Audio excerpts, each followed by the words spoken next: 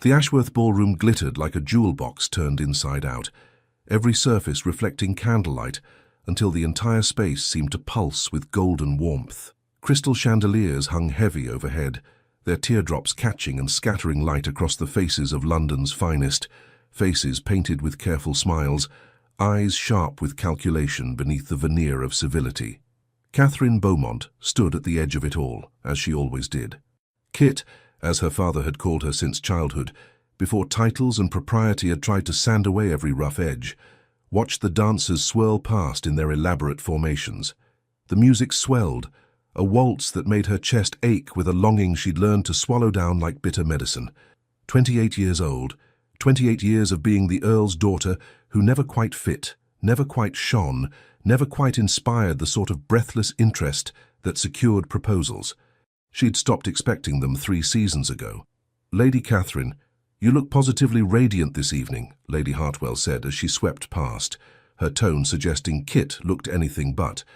The older woman's eyes barely touched Kit's face before moving on to more interesting prospects. "Thank you, Lady Hartwell," Kit murmured to the woman's retreating back. The pale blue silk of her gown, last season's fashion carefully altered by her lady's maid to appear current, whispered against her legs as she moved further into the shadows. She'd mastered this dance too, the art of being present but invisible, of existing in spaces without taking up too much room. Her brown hair, neither fashionably blonde nor dramatically dark, was pinned in a simple arrangement. Her features were pleasant, her father's words, which meant unremarkable by society's standards. But Catherine Beaumont had something that her years of social invisibility hadn't managed to extinguish. She noticed things. While other ladies watched the dancers, Kit watched the people watching the dancers. While conversations flowed around her like water around a stone, she absorbed the undercurrents, the tensions, the secrets that people thought their smiles concealed. And tonight, she'd noticed something that made her stomach turn. Across the ballroom, Lady Octavia Wren held court like a queen among her subjects. The future Duchess of Stormholt was everything Kit was not. Blonde hair that caught light like spun gold, blue eyes that could freeze or inflame at will, a figure that made men stumble over their words and women over their envy. Her engagement to the Duke of Stormholt had been announced 3 weeks ago, and London society had collectively sighed with satisfaction. Their perfect match. Beauty, breeding, and wealth united. Kit had watched Lady Octavia throughout the evening, had seen the calculated charm she deployed on everyone except her fiancé. The Duke of Stormholt stood near the windows now, his tall frame rigid with the sort of perfect posture that spoke of military training. Tristan Redwyke, Duke of Stormholt, was perhaps 32, with dark hair and darker eyes that seemed to assess everything they touched. He was handsome in a severe way, all sharp angles and controlled power, but there was something about him that made Kit think of lonely places, of men who'd learned to carry burdens alone. He deserved better than what was about to happen to him. Kit had overheard Lady Octavia in the retiring room an hour ago. The conversation had been whispered, hurried, between Octavia and her companion, Miss Fairchild, but Kit, seated behind a dressing screen as she'd pinned up a torn hem, had heard every word. "Tonight, then. The rose garden near the fountain. Jasper will wait until midnight." "Octavia, this is madness. If anyone sees—" "No one will see. Everyone will be watching the midnight supper announcement. And if they do, I'll simply say I needed air. Lord Loxley is hardly scandalous company. But your engagement is a cage, darling. A gilded one, certainly, but a cage nonetheless. I'll marry Stormholt for his title and his fortune, but I'll take my pleasures where I find them. Jasper understands what I need. The Duke, well, he understands duty. We'll all get what we want." Kit's hands had stilled on her hem. Lord Jasper Loxley. She knew of him, a third son with a rakish reputation and debts that exceeded his charm. And Lady Octavia intended to meet him tonight, while her fiancé stood mere rooms away, believing himself on the verge of a respectable marriage. The practical part of Kit's mind, the part that had learned through painful experience to keep quiet, to mind her own affairs, to let the beautiful people make their beautiful mistakes, had whispered, "This is not your concern. Stay silent. Stay safe." But there was another part of Kit, stubbornly alive despite everything, The part that had gotten her into trouble as a child, that had made her defend servants against unfair treatment, that had once confronted her own brother about his cruelty to a stable boy. That part of her couldn't abide injustice, couldn't watch good people be made fools of, couldn't stay silent when silence meant complicity. Sometimes she thought that perhaps staying silent would have served her better. Perhaps if she'd learned to bite her tongue, to ignore the wrongs around her, she might have secured a husband by now. Perhaps her honesty was what kept her on the margins. But tonight, watching the Duke standing alone while his fiancée schemed, Kit felt that familiar stirring, part righteousness, part impulse, part absolute inability to turn away from what she knew was wrong. She had to tell him. The thought made her stomach clench with anxiety. Approach the Duke of Stormholt, speak to him unbidden, accuse his fiancée of infidelity based on an overheard conversation. It was social suicide. If she was wrong, she'd be ruined. If she was right, she'd still probably be ruined. The messenger rarely fared well. Kit took a deep breath, her fingers twisted in her skirt. Across the room, Lady Octavia laughed at something Lord Winchester said, her hand resting possessively on the Duke's arm. The Duke's expression didn't change, that same controlled, distant politeness. He deserves to know, Kit thought. Even if it costs me everything, he deserves to know the truth. Before she could talk herself out of it, Kit began moving through the crowd. Her heart hammered against her ribs as she wove between clusters of guests, each step bringing her closer to a man so far above her station that speaking to him uninvited was itself a transgression. The Duke stood near the terrace doors now, momentarily alone as Lady Octavia had been drawn away by Lady Somerset. He was looking out at the gardens, his profile sharp against the candlelight. Up close, Kit could see the tension in his jaw, the way his fingers drummed once against his thigh before stilling, as if he were constantly forcing himself into stillness. She stopped beside him, her courage already fraying. For a moment, neither of them spoke. He didn't acknowledge her presence, though she was certain he'd noticed her approach. Perhaps he thought she'd move along like most people did, when they realized they weren't interesting enough to hold noble attention. "Your Grace," Kit said softly, her voice barely audible above the music. He turned then, those dark eyes settling on her with an intensity that made her breath catch. "Miss Beaumont, Catherine Beaumont. My father is the Earl of Ashmore." The words tumbled out too quickly, nervous and unpolished. She saw recognition flicker in his eyes. He knew the name, if not her face. Her father was respectable, if not particularly influential. Lady Catherine. His tone was polite but distant, waiting for her to state her purpose and depart. This was madness. She should turn around, apologize for the intrusion, disappear back into the shadows where she belonged. Instead, Kit leaned slightly closer, her voice dropping to a whisper that only he could hear. "Your fiancé is betraying you. They're coming tonight." The words hung between them like smoke. The Duke's expression didn't change immediately, that same controlled mask. But Kit saw his pupils dilate slightly, saw the muscle jump in his jaw.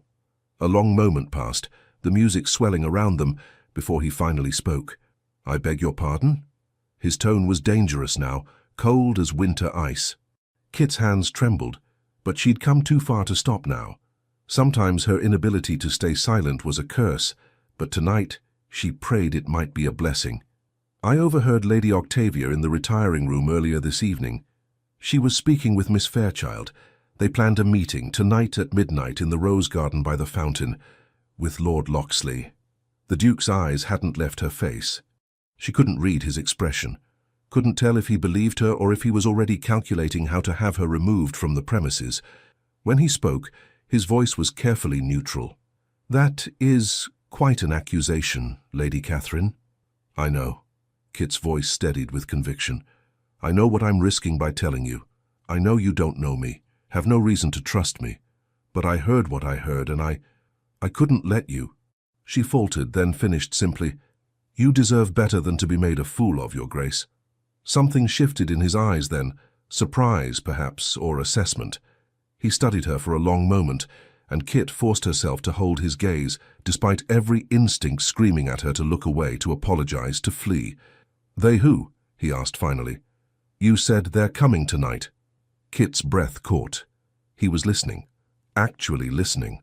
"Your fiancé, Your Grace." Lady Octavia. And I believe you should observe where she goes. Lord Loxley will be involved, I'm certain. I heard her mention his name quite clearly. The Duke glanced across the room to where Lady Octavia now stood, accepting compliments from a circle of admirers. His expression remained unreadable, but Kit saw his hands flex once at his sides. Lord Loxley, he repeated quietly. The Rose Garden. Midnight. Yes, Your Grace. He looked back at Kit, and for the first time she saw something other than cold control in his face, a flicker of calculation, of decision being made. Why are you telling me this, Lady Catherine? What do you gain? The question surprised her. Gain? Nothing, Your Grace. I gain nothing. I couldn't stand by and say nothing. It isn't right. Most people would consider it unwise to involve themselves in the affairs of their betters. The words could have been cruel, but his tone held curiosity rather than rebuke. Kit felt heat rise to her cheeks. Perhaps I am unwise, Your Grace. It wouldn't be the first time someone's accused me of such. I have a terrible habit of speaking when I ought to remain silent.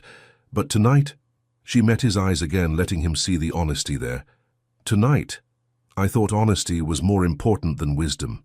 The Duke continued to study her, and Kit had the unsettling sensation of being truly seen for the first time in years, not assessed for her marriage prospects or dismissed for her lack of beauty, but actually observed, as if he were trying to understand the person beneath the unremarkable exterior. You realize, he said slowly, that if you're wrong, if this is some manner of jest or misunderstanding, your reputation will suffer considerably. I know. And if you're right, you'll have made a powerful enemy in Lady Octavia. She's not known for her forgiveness. I know that too. Then you're either very brave or very foolish, Lady Catherine. Kit managed a small smile despite her racing heart. Perhaps both, Your Grace. For the first time, something that might have been amusement touched the corner of his mouth. Not quite a smile, but a softening. Then it was gone, replaced by that familiar control. He inclined his head slightly. Thank you for the warning, Lady Catherine. I shall pay attention to where my fiancé wanders. It was a dismissal, polite but firm. Kit curtsied, deeper than necessary, and turned to go. She'd done what she could. The rest was up to him. Lady Catherine. She turned back. The Duke was watching her with that same intense focus. Your honesty is noted and appreciated. Kit felt warmth bloom in her chest, unexpected and precious. She nodded, not trusting herself to speak, and retreated into the crowd. Her legs felt weak with the aftermath of fear and relief. She'd done it. She'd spoken the truth. Whether the Duke believed her, whether he'd act on her warning, that was beyond her control now. She found a chair near the wall and sank into it, her hand still trembling slightly. Around her the ball continued, music and laughter and the endless dance of society. But Kit's attention kept drifting to the Duke, who'd returned to his position near the windows. He appeared unchanged, his expression neutral as Lady Octavia rejoined him, sliding her arm through his with proprietary ease. But Kit noticed things, and she noticed the way his gaze occasionally moved to the terrace doors, the way he checked his pocket watch once, twice, the way he seemed to be waiting. The hours crawled toward midnight like wounded creatures. Kit remained in her chair, unable to bring herself to dance or socialize, her stomach knotted with anxiety. What had she done? What had she set in motion? At 1:45, Lady Octavia whispered something to the Duke and began moving toward the terrace doors. Kit's breath caught. The Duke nodded to whatever excuse his fiancée had offered, but as soon as Octavia disappeared through the doors, he followed, not immediately, but after a careful pause, his movements casual enough that no one watching would think anything amiss. Kit couldn't stop herself. She rose and moved toward the terrace as well, careful to keep her distance, to seem merely interested in fresh air. The night was cool against her flushed skin as she stepped outside. The terrace overlooked the gardens, paths illuminated by torches that cast dancing shadows across manicured hedges. She couldn't see the Duke or Lady Octavia from here, but she knew where they'd be going. The rose garden lay to the east, beyond the main walking paths. Kit moved down the terrace steps, keeping to the shadows, her heart pounding so hard she could hear it in her ears. She had no business following, no business being out here at all. But that stubborn part of her, The part that couldn't leave well enough alone pushed her forward. She needed to know, needed to see if she'd been right, if her warning had meant anything. The path to the rose garden was darker, away from the main torches. Kit moved carefully, lifting her skirts to avoid rustling. Ahead she heard voices, low, intimate. She pressed herself against a hedge, hardly daring to breathe. Through the roses she could see the fountain, a marble confection of nymphs and dolphins, and beside it, illuminated by moonlight, stood Lady Octavia Wren in Lord Jasper Locksley's arms. They were kissing with the desperate passion of people who believed themselves unobserved. Locksley's hands were in Octavia's hair, and she was pressed against him in a manner that left absolutely no doubt about the nature of their relationship. Their whispered words carried on the night air. "Can't keep doing this, Octavia. The risk—" "Hush, darling, let me worry about the Duke. By the time we're married, you and I will have all the freedom we need. He'll be busy with his estates, and I'll be busy with you." Her laugh was low, triumphant. "Besides, what can he do? Cry off from our engagement? The scandal would be delicious, but he's far too concerned with propriety. He'll marry me regardless, because that's what men like him do. They honor their commitments even when those commitments no longer serve them." Kit felt sick. The casual cruelty in Octavia's voice, the calculated manipulation, it was worse than she'd imagined. And then another voice cut through the night, cold and precise as a blade. "Is that what you believe, Lady Octavia?" Both figures sprang apart. Octavia's face went white in the moonlight as the Duke of Stormholt stepped into view, emerging from the shadows like an avenging spirit. His expression was carved from ice, his eyes burning with barely controlled fury. "Tristan," Octavia began, her voice climbing toward hysteria. "Don't." The single word cracked like a whip. The Duke's gaze moved to Lord Locksley, who'd gone pale as death. "Lord Locksley, I believe you've overstayed your welcome at this gathering. I suggest you depart." Immediately. Locksley needed no further encouragement. He fled into the darkness like a startled rabbit, leaving Octavia alone to face her fiancé. "Tristan, please, let me explain." Octavia's beautiful face crumpled, tears beginning to stream down her cheeks with practiced ease. "I was confused. He forced himself upon me. Do not compound betrayal with lies." The Duke's voice was terrible in its control. "I heard quite clearly what you said, about your plans for our marriage, about your arrangements. Someone's poisoned you against me." Octavia's tears turned to anger, her voice rising. "Some jealous woman has filled your head with lies. I heard you with my own ears, Octavia. Saw you with my own eyes. There is no lie here, except the one you've been selling me since we began our courtship." Kit pressed herself flatter against the hedge, feeling like an intruder on something private and terrible. She should leave, should retreat before they noticed her presence. But then Octavia's eyes swept the garden, searching for an escape, a scapegoat, and landed on Kit's hiding place. "You!" Octavia's voice turned shrill with accusation. "Lady Catherine, I should have known. You bitter, jealous creature. You told him lies, didn't you? You wanted him for yourself." Kit froze as both the Duke and Octavia turned toward her hiding place. There was nothing to do but step forward, her chin raised despite the mortification burning through her. "I told His Grace the truth. What you chose to do with that truth was your own decision, Lady Octavia." "Truth?" Octavia's laugh was wild, unhinged. "The truth is, you're a desperate spinster who can't bear to see others happy.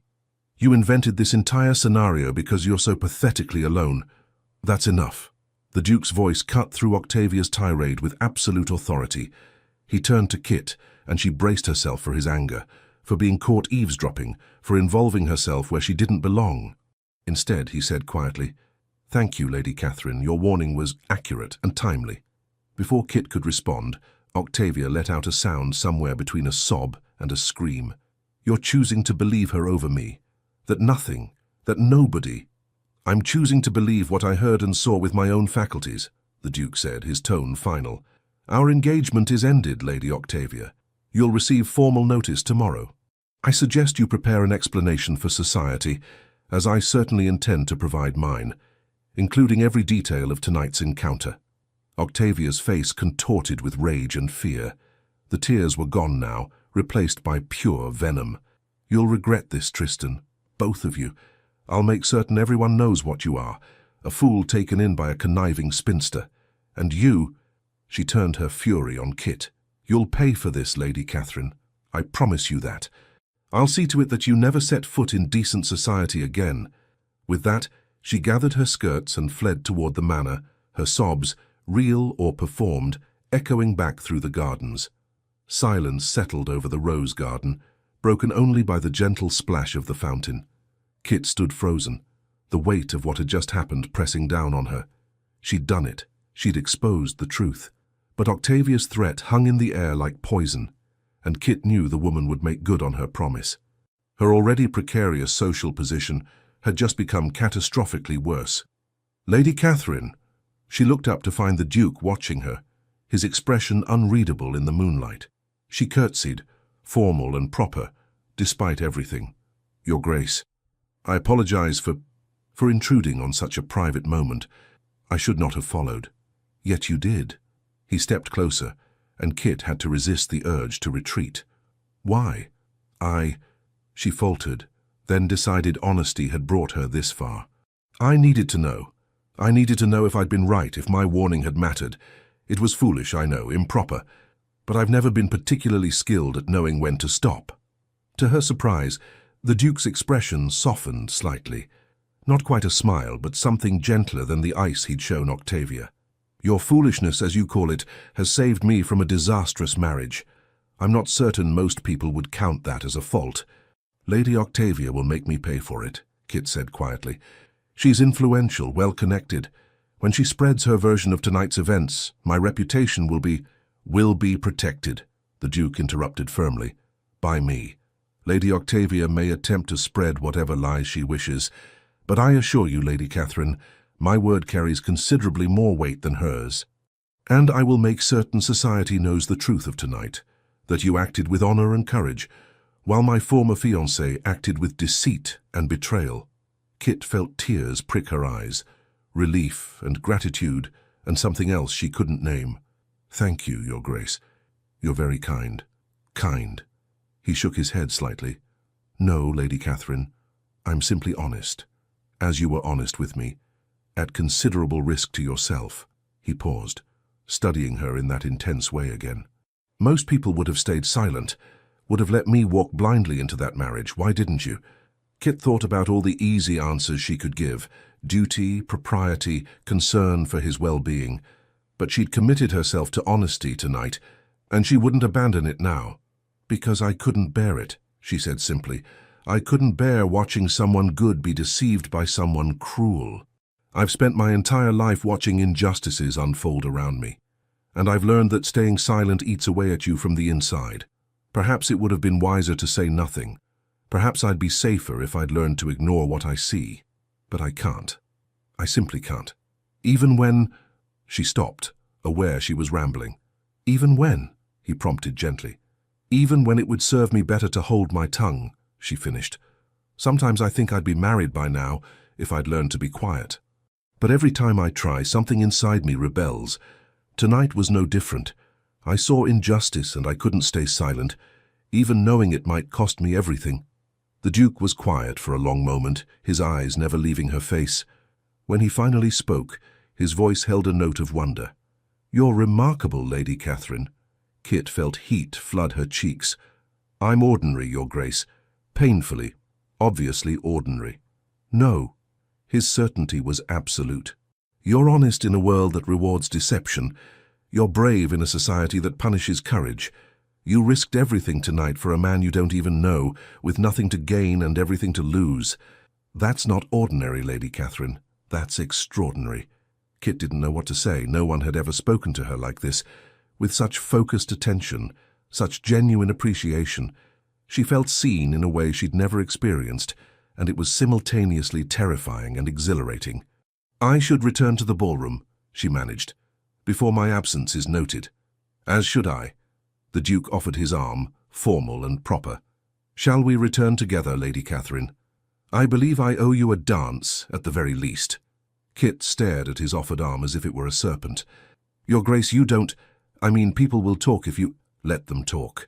I've just ended my engagement in the most spectacular fashion imaginable. I suspect people will talk regardless. I'd rather give them something worthwhile to discuss." Hesitantly, Kit placed her hand on his arm. The fabric of his coat was fine beneath her fingers, and she could feel the solid strength of him beneath the elegant tailoring. Together, they walked back through the gardens toward the ballroom, and Kit felt as if she were walking in a dream. The night had started with her standing in the shadows, invisible and alone. It was ending with the Duke of Stormholt at her side, his attention focused entirely on her. She didn't understand it, couldn't process it, but she knew one thing with absolute certainty. Her life had just changed forever, and she hadn't the faintest idea what came next. The scandal broke over London society like a summer thunderstorm, sudden, violent, and impossible to ignore. By noon the following day, every drawing room in Mayfair was buzzing with the news. The Duke of Stormholt had ended his engagement to Lady Octavia Wren. The beautiful, accomplished Lady Octavia, whose marriage to the Duke had been celebrated as the social triumph of the season, had been caught in a compromising position with Lord Jasper Loxley, and the woman who'd exposed it all? Catherine Beaumont, the Earl of Ashmore's unremarkable daughter, whom half of society couldn't recall ever meeting. Kit sat in her father's study, her hands folded in her lap, listening to him pace behind his desk. The Earl of Ashmore was a stout man with thinning grey hair and a perpetual expression of mild bewilderment at the world's refusal to operate according to his expectations. "Explain to me again," he said, his voice tight with barely controlled panic, "how you came to be involved in the Duke of Stormholt's private affairs." "I overheard Lady Octavia discussing her plans, father. I felt duty-bound to inform the Duke." Kit kept her voice calm, though her stomach churned with anxiety. She'd barely slept, had spent the night replaying the garden scene over and over, waiting for the consequences to descend. "Duty-bound," her father repeated flatly. "Catherine, decent young ladies do not involve themselves in scandals. They do not approach dukes unbidden. They do not—" He broke off, pressing his fingers to his temples. "Lady Hartwell sent word this morning that she's withdrawing her invitation to her garden party next week. 3 other hostesses have done the same." Kit's heart sank. So it was beginning. Octavia's revenge, as promised. "I'm sorry, father. I truly am. But I couldn't let the Duke marry that woman knowing what she was. It wasn't right." "Right?" Her father's voice rose. "What's right is minding one's own affairs. What's right is not destroying what little social standing this family maintains. Do you know what people are saying? That you invented the entire scenario because you wanted the Duke for yourself. That you're a desperate spinster who'd stoop to anything for a titled husband." Each word landed like a blow. Kit had known this was coming, but hearing it from her father's lips made it devastatingly real. "That's not true. You know it's not true." "What I know doesn't matter, Catherine. What society believes matters. And right now, thanks to Lady Octavia's version of events, society believes you're a scheming, jealous woman who orchestrated this entire scandal. The Duke knows the truth. He said he'd speak in my defense." Her father's laugh was bitter. "The Duke has his own reputation to manage, Catherine. Men like him don't sacrifice their standing to defend girls like you. He'll distance himself from this entire mess, and you'll be left to bear the consequences alone." The study door opened, and Kit's mother swept in, her face pale with distress. Lady Ashmore was a handsome woman whose beauty had faded into a sort of pinched elegance over the years. "Frederick, Lady Somerset has just cut me in the street. Cut me. As if I were some common—" She noticed Kit, and her expression hardened. "I hope you're satisfied, Catherine.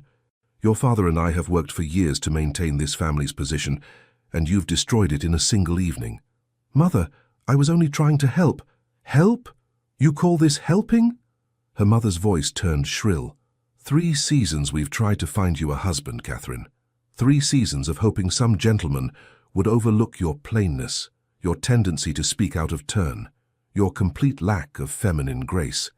And just when I'd thought perhaps we could salvage something from this situation, you go and involve yourself in the scandal of the decade." The words hurt more than they should have. Kit had heard variations of them before. Her mother's disappointment in her unmarried state, her father's frustration with her opinions, society's dismissal of her very existence.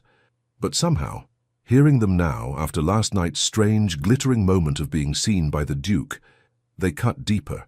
"I'm sorry," she said quietly, meaning it. She was sorry for the pain she'd caused her parents, sorry for the social consequences they'd face. She just wasn't sorry for what she'd done. Her father sighed heavily. "You'll remain at home for the foreseeable future. No balls, no social engagements. We'll weather this storm as best we can, but Catherine—" He looked at her with something like pity. "I fear your prospects were already slim. After this, they're non-existent. You must prepare yourself for permanent spinsterhood." Kit nodded, her throat tight. She'd already accepted that fate years ago, but having it spoken aloud still stung. "Yes, Father. Go to your room. Your mother and I need to discuss how to manage this disaster." Kit rose and left the study, her movements mechanical. She climbed the stairs to her bedroom, a pleasant enough space overlooking the small garden behind their townhouse, and sank onto her bed. She'd known there would be consequences, had accepted them before she ever approached the Duke. But knowing and experiencing were vastly different things. The reality of her situation settled over her like a heavy cloak. Social exile, her family's disappointment, years stretching ahead with no prospect of marriage or change, or anything beyond this small, constrained existence. Was it worth it, she wondered? Was exposing the truth worth all of this?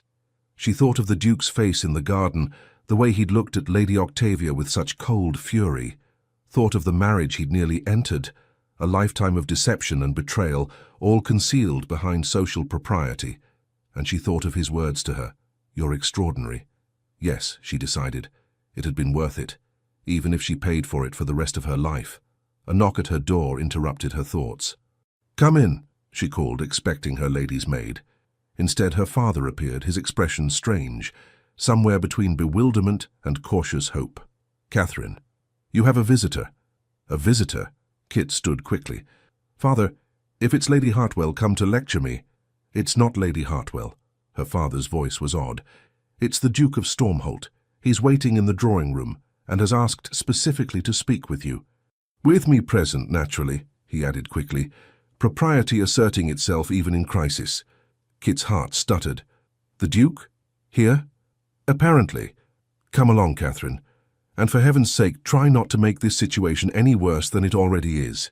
Kit followed her father downstairs in a daze. The Duke of Stormholt was in her family's modest townhouse, asking to see her. Nothing about the past 24 hours made sense, and this latest development only compounded the surreal quality of her new reality. The drawing room was their best room, which meant it was pleasant but distinctly shabby compared to the grand houses where Kit had spent her social seasons. The furniture was good quality but aging, the curtains slightly faded from sunlight, everything speaking of genteel poverty rather than true wealth. And in the middle of this perfectly ordinary room stood the Duke of Stormholt, looking as out of place as a lion in a dovecote. He turned as they entered, his expression serious. He was dressed impeccably in a dark coat and dove-grey waistcoat, every inch the perfect aristocrat. But Kit noticed the shadows under his eyes, suggesting he'd slept as poorly as she had. "Your Grace." Kit curtsied, her mind racing. "This is unexpected. Lady Catherine. Lord Ashmore." The Duke inclined his head to her father. "Thank you for receiving me. I realize my visit is somewhat irregular, but the circumstances warrant a departure from standard protocol." Her father bristled slightly at being addressed in his own home, as if the Duke were doing them a favor. But years of social conditioning kept his response polite. "Of course, Your Grace. Please, sit." They arranged themselves, Kit and her father on the settee, the Duke in the armchair opposite. An awkward silence stretched out. Kit had no idea what to say, couldn't fathom why he was here. The Duke cleared his throat. "I've come to address the situation that arose from last night's events. I understand that Lady Octavia has been spreading a rather creative version of what occurred, one that places Lady Catherine in a decidedly unflattering light." "That's putting it mildly, Your Grace," Kit's father said stiffly. "My daughter has been accused of scheming, lying and manipulating you for her own advancement. Half of London believes she invented the entire scenario. Which is why I'm here." The Duke's voice was firm, certain. "I've spent the morning calling on the most influential members of society, Lady Hartwell, the Duchess of Pemberton, Lord Winchester, among others. I've made certain they understand the truth, that Lady Catherine overheard a conversation, informed me out of genuine concern, and that everything she told me was verified by my own observations. Lady Octavia was indeed meeting Lord Loxley in a compromising manner, and Lady Catherine's warning was both accurate and honourable. Kit felt her breath catch. You spoke to them? In my defence? Of course. The Duke looked at her, as if this should be obvious. You acted with integrity, Lady Catherine. The least I could do was ensure society understood that fact. I will not allow you to suffer consequences for doing what was right. Her father leaned forward. That's very generous, Your Grace. But I'm not certain even your word can overcome Lady Octavia's influence. She's quite popular, and people are inclined to believe her version of events. Lady Octavia's popularity is currently in sharp decline, the Duke said dryly. When I explained to certain key individuals exactly what I witnessed, her embrace with Lord Loxley, her rather callous assessment of our future marriage, the tide of opinion shifted quite dramatically. By this evening, I expect most of society will understand that Lady Catherine is the hero of this situation, not the villain. Kit felt dizzy with relief and disbelief. Your Grace, I don't know what to say. Thank you seems inadequate.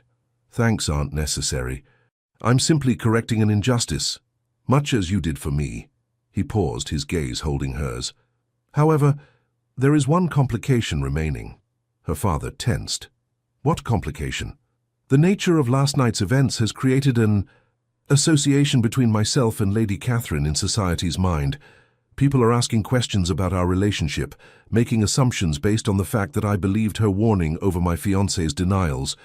Some are suggesting that I've developed an attachment to Lady Catherine, or that she and I were somehow complicit in orchestrating the evening's drama. Kit felt her face flame. That's absurd. We barely know each other. I'm aware, but society rarely concerns itself with facts when speculation is more entertaining. The Duke leaned forward slightly, his expression intent. Which brings me to my proposal. Proposal? Her father's voice climbed with alarm. Not that sort of proposal, the Duke said quickly. At least not immediately. What I'm suggesting is this, that Lady Catherine allow me to call upon her, publicly, respectably, with all proper protocols observed. If society believes there's a connection between us, we might as well give them an actual connection to observe. This would serve several purposes. It would further legitimize Lady Catherine's actions as those of a concerned friend, rather than a scheming outsider. It would demonstrate my gratitude for her honesty, and it would provide Lady Catherine with social protection through association with my name. Kit stared at him, unable to process what she was hearing. The Duke of Stormholt wanted to call on her, to be seen publicly as her... What? Friend? Suitor? Your Grace, she managed. You don't owe me anything. Certainly not your time or your reputation. I did what I did without expectation of reward. I'm aware, which is precisely why I'm offering. His gaze was steady, sincere. Lady Catherine, you saved me from a disastrous marriage at great personal cost. You demonstrated courage and integrity that I find increasingly rare in society. The least I can do is ensure you don't suffer for your honesty. And frankly, he paused, something shifting in his expression. I find I'd like to know you better. Last night, in those brief moments we spoke, I encountered someone genuine in a world of carefully constructed facades. That's worth pursuing, even setting aside questions of social obligation. Kit's heart was doing strange things in her chest, racing and stuttering and making it hard to breathe. The Duke of Stormholt found her interesting, wanted to know her better. It felt like a dream, impossible and wonderful and terrifying all at once. Her father, however, was more practical. Your Grace, while your offer is extraordinarily generous, I must ask, what are your intentions toward my daughter? If you're simply seeking to repair her reputation temporarily, that's one matter. But if you're suggesting something more permanent, I'm suggesting, the Duke said carefully, that we allow the situation to develop naturally. I won't make promises I'm uncertain I can keep, but I will say this. I have no intention of trifling with Lady Catherine's affections or reputation. My interest is genuine, and my conduct will be entirely honourable. If, over time, our acquaintance develops into something deeper, then we'll address that when it occurs. For now, I'm simply asking permission to call upon your daughter with the understanding that my intentions are serious and respectful. Kit found her voice. though it came out smaller than she intended. "Your Grace, I appreciate this more than I can express, but I can't let you feel obligated to me. You don't have to do this." He turned those dark eyes on her, and Kit felt pinned by their intensity. "Lady Catherine, I never do anything out of mere obligation. If I'm offering this, it's because I choose to. The question is, do you choose to accept?" Did she? The sensible part of Kit's mind screamed that this was madness. The Duke was so far above her station, so impossibly out of reach. Even if his intentions were honorable, even if society accepted their association, it couldn't possibly lead anywhere real. He was a duke. She was nobody. But the other part of her, the part that had spoken truth to power last night, that had refused to stay silent despite the cost, that part whispered, what if this impossibility became possible? What if the Duke's interest was genuine? What if, for once in her unremarkable life, something extraordinary happened? "I accept," Kit said, her voice stronger now, "with gratitude and genuine pleasure, Your Grace." Something that was definitely a smile touched his lips, small but real. "Excellent. Then I shall call upon you tomorrow afternoon, if that's agreeable. We'll take a drive through the park, allow society to see us together in a perfectly respectable context." Her father, who'd been watching this exchange with increasing bewilderment, cleared his throat. "Very well, Your Grace. Tomorrow afternoon, then. I assume you'll bring a chaperone?" "My aunt, Lady Thornbury, has agreed to accompany us. She's quite proper, I assure you." The arrangements made, the Duke rose. Kit and her father stood as well, the conventions of polite society asserting themselves even in this strangest of circumstances. The Duke paused at the door, looking back at Kit. "Lady Catherine, I meant what I said last night. You're extraordinary. I look forward to our drive tomorrow." And then he was gone, leaving Kit standing in her shabby drawing room, feeling as if the world had tilted on its axis. Her father sank back onto the settee, his expression dazed. "Catherine, do you realize what just happened? The Duke of Stormholt, one of the most eligible men in England, just asked permission to court you." "He didn't say court, father. He said call upon. It's the same thing, dressed in careful language." "Good heavens, Catherine, if this progresses, if he actually means what he implied..." Her father's eyes widened. "You could be a duchess." The words hung in the air, absurd and impossible. Kit, a duchess? The girl who'd spent 3 seasons as a wallflower, who'd accepted her fate as a spinster, who'd never expected anything beyond a quiet existence on the margins. "That's not going to happen," Kit said firmly, though her heart fluttered with dangerous hope. "He's being kind, making amends. Once the scandal dies down, he'll move on to someone more appropriate." Her father stood and placed his hands on her shoulders, an unusual display of affection. "Perhaps, but Catherine, sometimes impossible things happen. Sometimes courage is rewarded. Just try not to lose your heart too quickly, I'd hate to see you hurt." Kit nodded, though she suspected it might already be too late. In one night, the Duke of Stormholt had seen her, truly seen her in a way no one else ever had.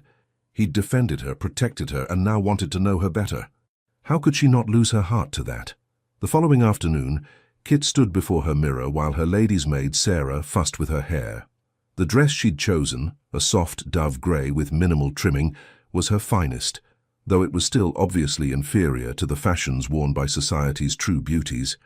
"You look lovely, miss," Sarah said, securing a final pin. "That Duke won't know what hit him." Kit managed a shaky smile. "I suspect the Duke knows exactly what he's getting. An ordinary girl who talks too much and causes trouble." "Ordinary?" Sarah snorted. "Miss, if you were ordinary, a Duke wouldn't be calling to take you driving. Now deep breath. You've faced down scandals and threats and Lady Octavia Wren herself. One carriage ride should be simple by comparison." But it wasn't simple. Nothing about this situation was simple. As Kit descended the stairs to the drawing room where her parents waited, she felt her stomach twist with anxiety. What would they talk about? What if she said something foolish? What if society's gossips were right, and the Duke regretted his offer already? The knock at the door came precisely at 2 o'clock.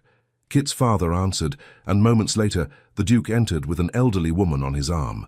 "Lord Ashmore, Lady Catherine, may I present my aunt, Lady Thornbury?" Lady Thornbury was perhaps 70, with silver hair and sharp blue eyes that missed nothing. She examined Kit with an assessing gaze that would have been intimidating if not for the slight smile playing at her lips. "So you're the girl who caused all the fuss," Lady Thornbury said bluntly. "Saved my nephew from a dreadful marriage, from what I hear. About time someone exposed that Wren girl for what she is." "Aunt Cecilia," the Duke said with what might have been exasperation, though his eyes held warmth. "What? It's true, I never liked her, told you so at the engagement ball. But would you listen?" "No. Had to go and nearly marry the chit anyway." She turned back to Kit. "You, however, appear to have a functioning sense of honor. Refreshing in this day and age. Come along then. Let's get you into the carriage before the gossips completely lose their minds over the wait." Despite her nervousness, Kit found herself smiling. Lady Thornbury was exactly the sort of elderly eccentric she appreciated, direct, honest, and utterly unconcerned with conventional pleasantries. The Duke's carriage was elegant without being ostentatious, a beautifully maintained barouche drawn by matched grey horses. The Duke handed Kit in first, then Lady Thornbury, before taking the seat opposite them. As they rolled into motion, Kit felt hyper-aware of everything: the Duke's proximity, the soft leather of the seats, the way sunlight slanted through the windows. "I thought we'd drive through Hyde Park," the Duke said. "It's the fashionable hour, so we'll be quite visible. That should help establish our association in society's mind." "How calculating," Lady Thornbury observed. "Though not wrong. Nothing like being seen together at the fashionable hour to set tongues wagging in the right direction." Kit smoothed her skirts, trying to appear calm despite her racing heart. "Your Grace, I want to thank you again for what you did yesterday. Speaking to those people on my behalf, it meant more than I can say. You're quite welcome. Though I suspect you'd have weathered the storm regardless. You strike me as remarkably resilient, Lady Catherine." "Resilient," Kit repeated. "That's a kind way of saying stubborn, I think." "Not at all. Stubbornness is inflexibility in the face of reason. Resilience is strength in the face of adversity. There's a considerable difference." Lady Thornbury made a sound that might have been approval. "She has wit, Tristan, that's good. You need someone who can match your tendency toward brooding intensity." "I don't brood," the Duke protested mildly. "You absolutely brood, dear boy. You've been brooding since you returned from the continent. But that's a conversation for another time." She turned to Kit. "Tell me, Lady Catherine, what do you do with your time? Besides exposing fraudulent engagements, I mean." Kit blinked at the abrupt question. I read mostly, and I volunteer at the children's charity on Wednesday afternoons.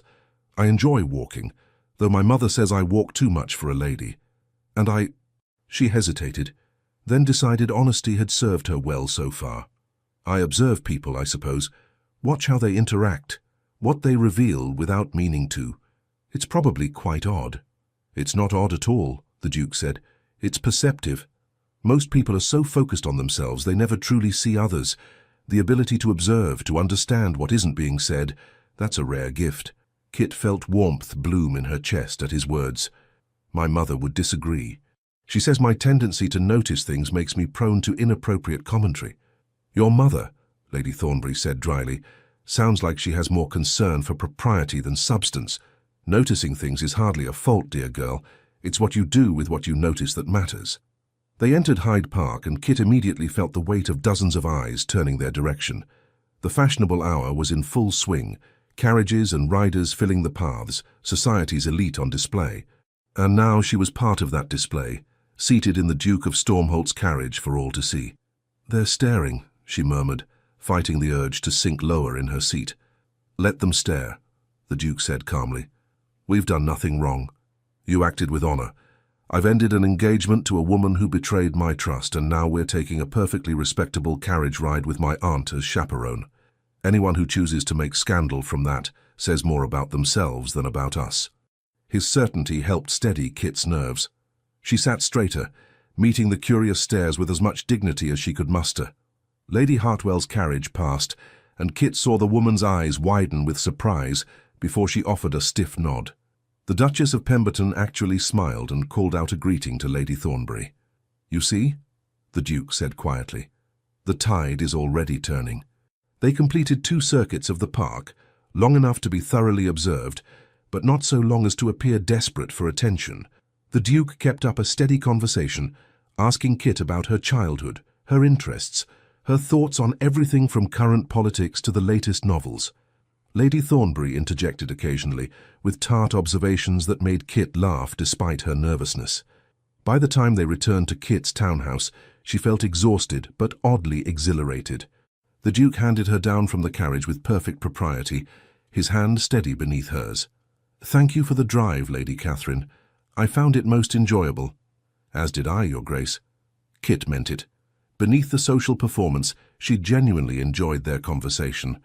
The Duke was intelligent, thoughtful, and surprisingly easy to talk to when he allowed himself to relax. "Might I call upon you again? Perhaps the day after tomorrow? We could walk in your gardens if the weather holds." Kit's heart leapt. "I'd like that very much." He smiled then, a real smile that transformed his severe features into something almost boyish. "Excellent. Until then, Lady Catherine." As the carriage rolled away, Kit stood on her doorstep feeling dazed and hopeful and terrified all at once. Inside, her mother was waiting, her face alight with barely contained excitement. "Catherine, how did it go? What did he say? Did anyone see you? What did Lady Thornbury think?" Kit sank into a chair, her mind still whirling. "It went, well, I think. People saw us. Lady Thornbury is wonderful, sharp as a tack, and absolutely terrifying in the best way. And the Duke, Mother, he wants to call again, day after tomorrow." Her mother pressed her hands together, tears gathering in her eyes. "Oh, Catherine. Oh, my dear girl. Do you know what this means?" Kit did. It meant hope. It meant possibility. It meant that her impulsive decision to speak truth might have consequences far beyond anything she'd imagined. It meant her life was changing, irrevocably and wonderfully, and she had no idea where it would lead. But for the first time in years, Catherine Beaumont found herself believing that perhaps, just perhaps, extraordinary things could happen to ordinary girls who were brave enough to speak the truth. 3 weeks passed in a dreamlike haze of carriage rides, chaperoned walks, and carefully orchestrated social appearances. 3 weeks during which Kit watched the impossible, slowly, inexorably, become real. The Duke, Tristan, as he'd finally asked her to call him in private moments, though propriety demanded she maintain Your Grace in public, was unlike anyone she'd ever known. Behind his severe public demeanor lived a man of surprising depth, well-read, with strong opinions about art and politics, possessed of a dry wit that caught her off guard and made her laugh in the most unexpected moments. He listened when she spoke, actually listened as if her thoughts mattered, as if her observations carried weight. He asked her opinion on matters ranging from estate management to social reform, and seemed genuinely interested in her responses. He remembered things, small details she'd mentioned in passing, preferences she'd expressed, stories she'd shared, and slowly, carefully, Kit felt herself falling. It was terrifying. The Duke was being everything proper and courteous, but Kit couldn't forget the vast gulf between their stations. He was a duke, one of the most powerful men in England. She was the daughter of a minor earl with no fortune, no exceptional beauty, no particular accomplishment to recommend her beyond an inconvenient sense of justice and a too-sharp tongue. Yet here they were, seated in her family's small garden on a bright October afternoon, Lady Thornbury dozing on a bench nearby as propriety demanded, discussing philosophy as if it were the most natural thing in the world. "But surely you can't believe that all human behavior is motivated purely by self-interest," Kit argued, gesturing with her teacup for emphasis. "What about sacrifice? What about parents who give everything for their children, or soldiers who die for their comrades?" "Those could still be argued as forms of self-interest," Tristan countered, though his eyes sparkled with the pleasure of debate. "Parents invest in their children's survival because it ensures the continuation of their line. Soldiers form bonds of loyalty that make betrayal feel worse than death. Even altruism serves the self by providing satisfaction, social approval, or the avoidance of guilt." "That's incredibly cynical, Your Grace." "Is it?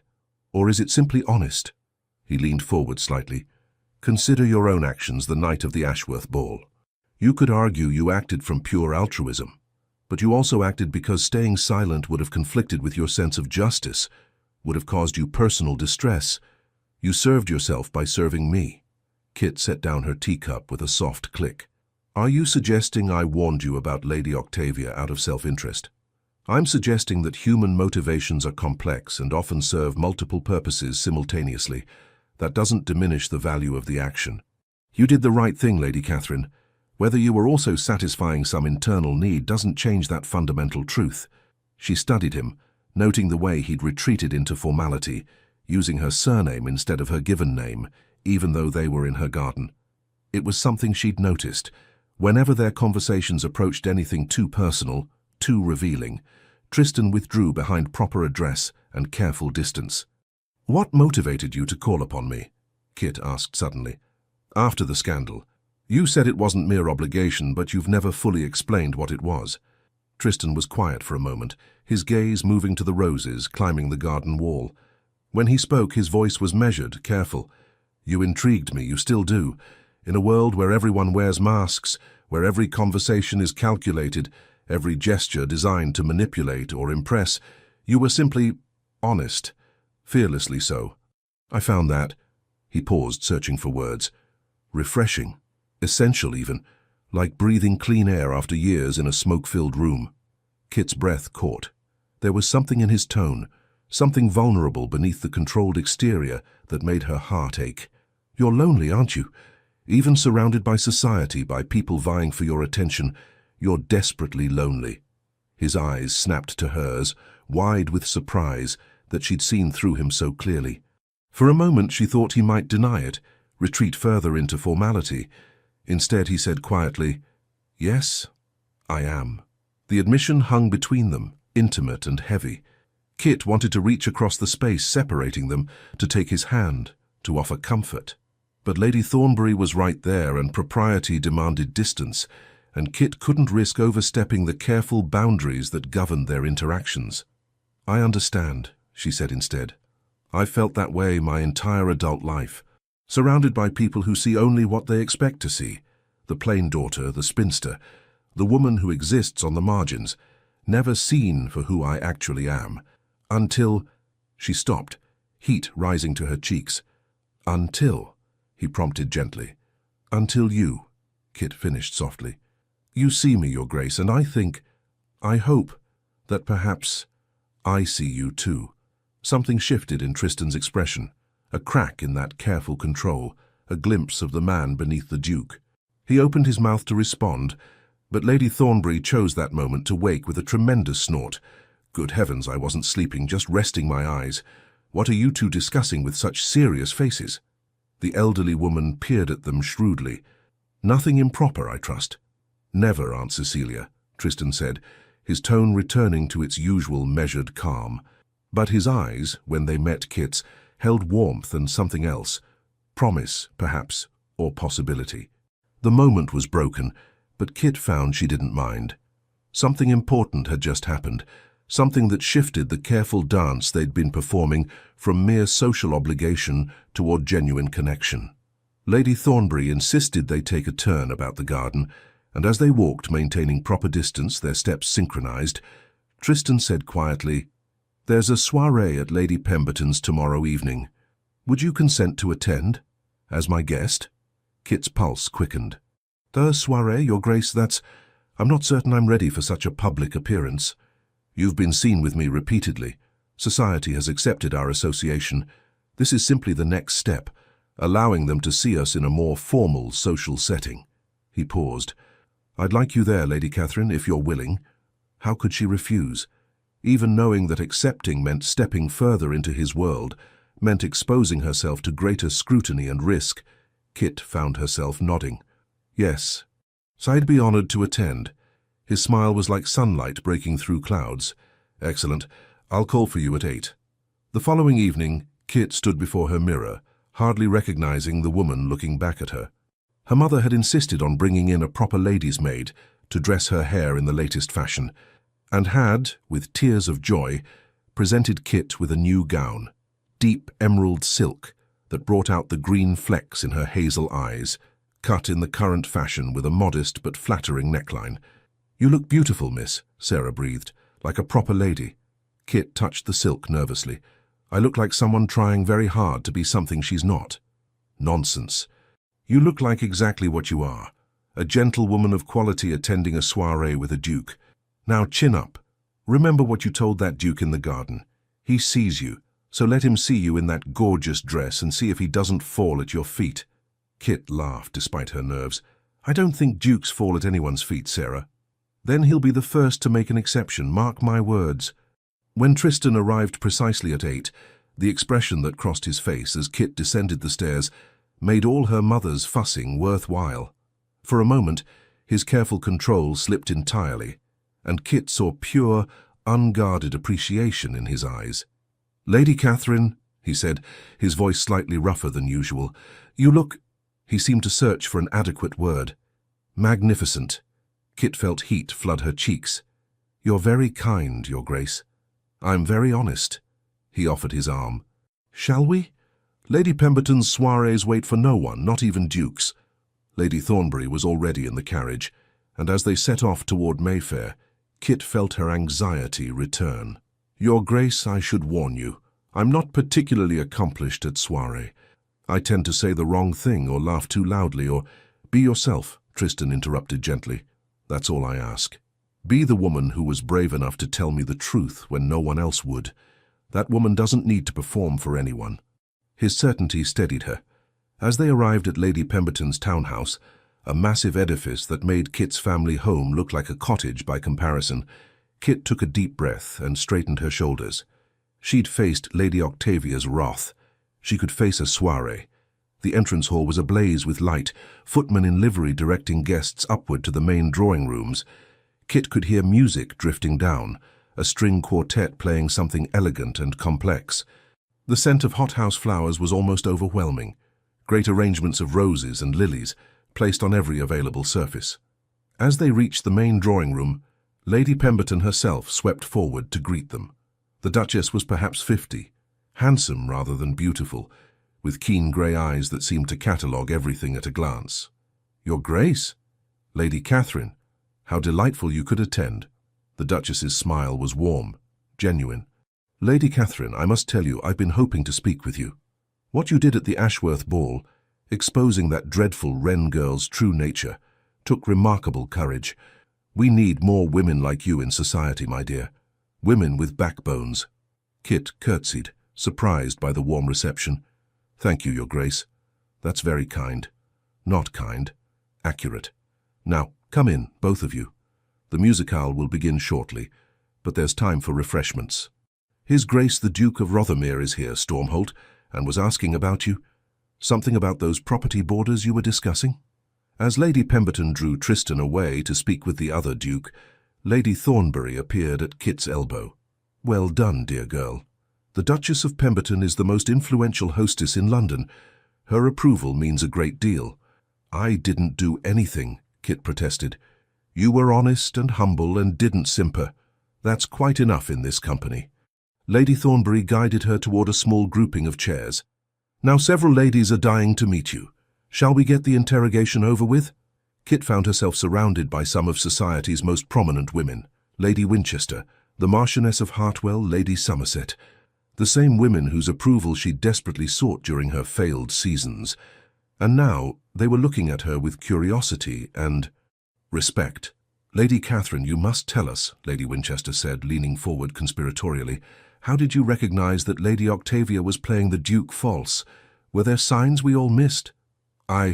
Kit hesitated, uncertain how much to share. "I simply overheard a conversation, my lady. I wasn't seeking to uncover anything. It was pure happenstance." "But you chose to act on what you heard," Lady Somerset interjected. "Most would have stayed silent, unwilling to risk involvement."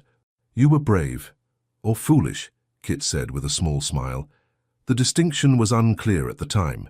The ladies laughed, and Kit felt some of her tension ease. They spoke for several minutes about inconsequential matters: fashion, the upcoming season, mutual acquaintances. Kit participated carefully, mindful of not saying too much, of maintaining the proper level of interest without appearing over-eager. Across the room, she caught Tristan's eye. He was deep in conversation with Duke Rothermere, but something in his expression softened when he looked at her. It was a small thing, barely noticeable, but Kit felt it like warmth spreading through her chest. Lady Hartwell followed her gaze and smiled knowingly. "The Duke seems quite taken with you, Lady Catherine. I don't believe I've ever seen him so attentive to any lady. Not even Lady Octavia commanded such focused regard." "We're simply friends, my lady," Kit said quickly, though her heart raced at the implication. "Friends?" Lady Winchester repeated with gentle amusement. "Yes, that's certainly one word for it. My dear, the Duke of Stormholt has been one of London's most eligible bachelors for the better part of a decade.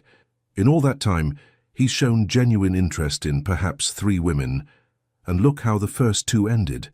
You, however, when he looks at you, it's different. There's regard there. Real regard."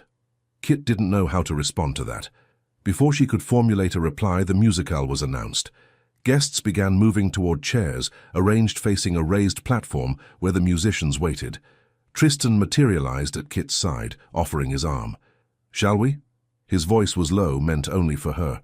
"I've secured us excellent seats, close enough to appreciate the music, far enough to whisper occasional commentary without disturbing our neighbors." They settled into chairs near the middle of the arrangement. The lights were dimmed, candles providing just enough illumination to see by, and the first notes of a sonata filled the air. Kit loved music. It was one of the few areas where she felt she had any real sensitivity, an ear for melody, an understanding of harmonic structure that came naturally, despite limited formal training.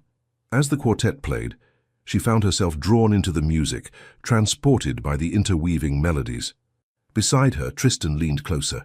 His breath was warm against her ear as he whispered, "Beethoven, his Opus 18, number 4. Do you know it?" Kit nodded, not trusting herself to speak. The proximity of him, the faint scent of sandalwood, and something uniquely him, the solid presence beside her, was more intoxicating than any music. "The second movement is my favorite," he continued quietly. "The way the cello carries the melody, mournful and searching. It reminds me of—" he paused.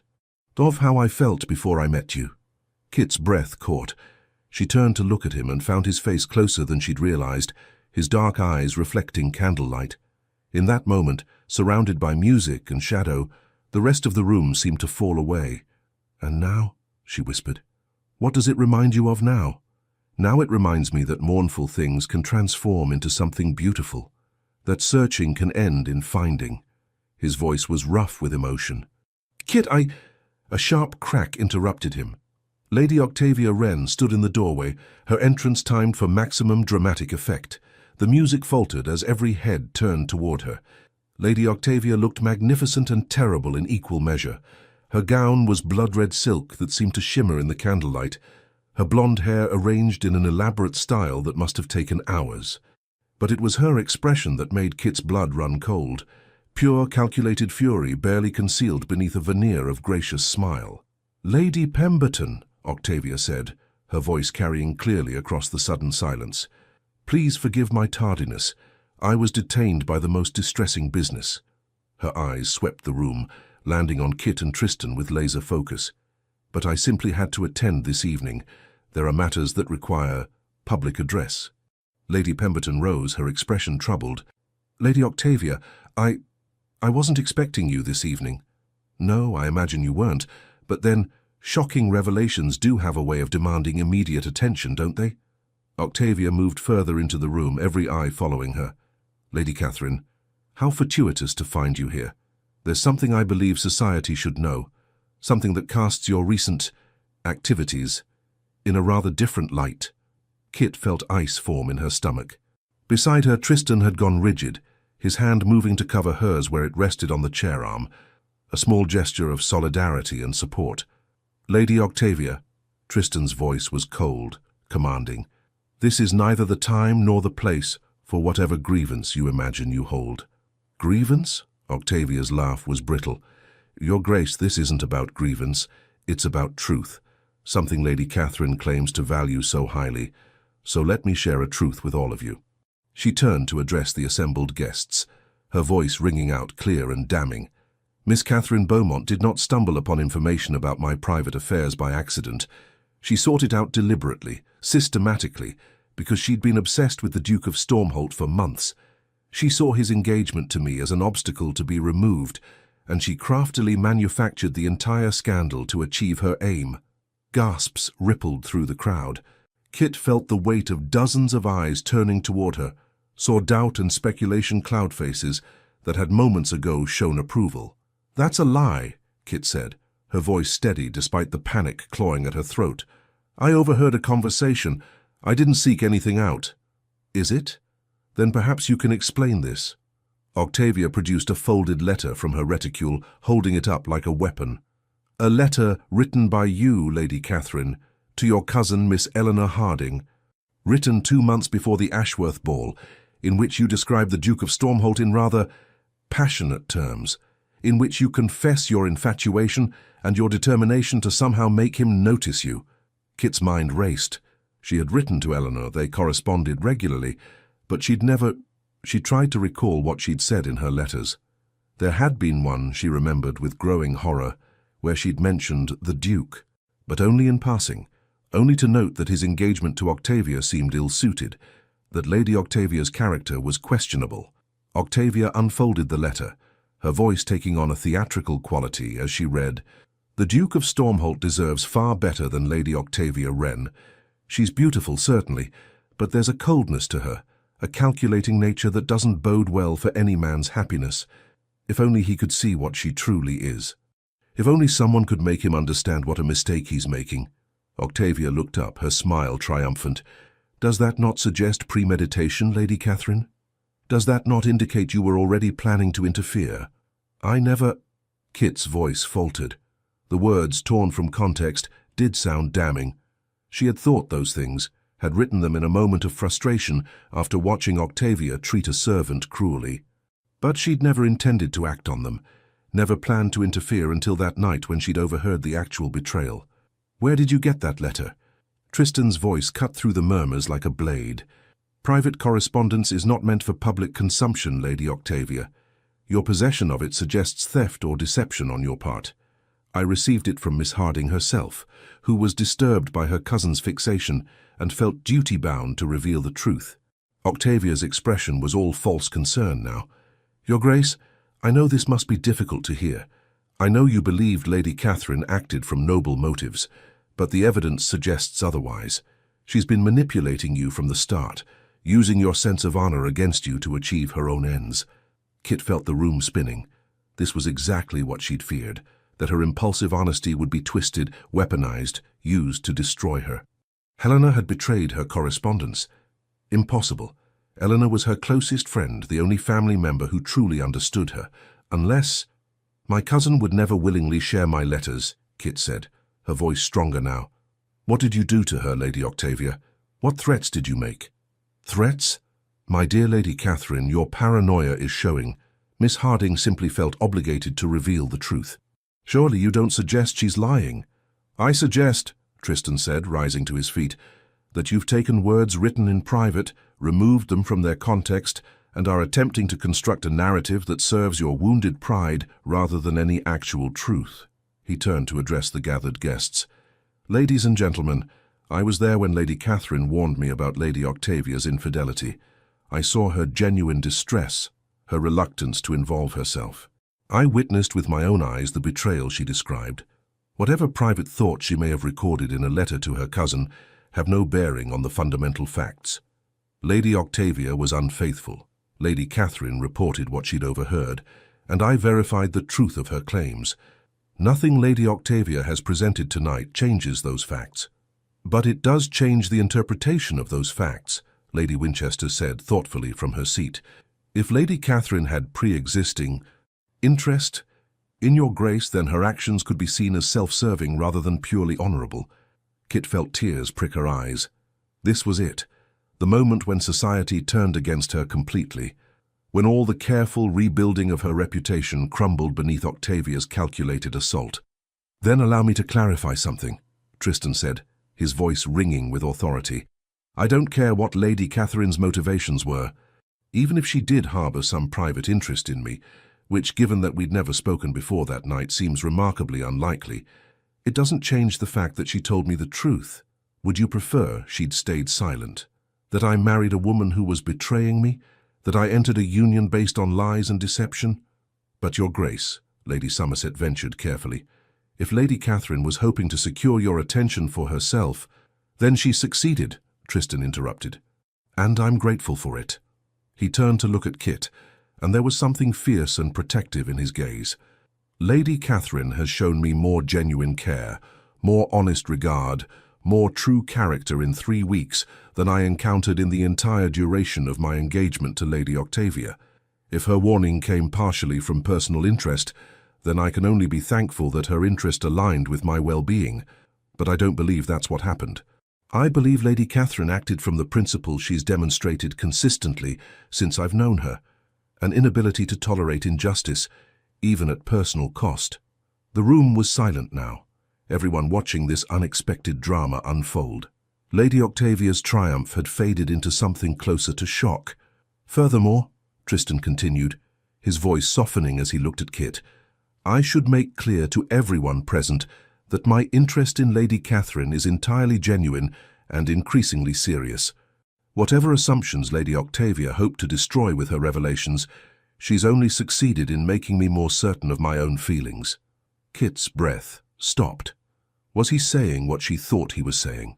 Here, in front of all of society, was he declaring, "Your Grace," she whispered, "you don't have to." "Yes, I do."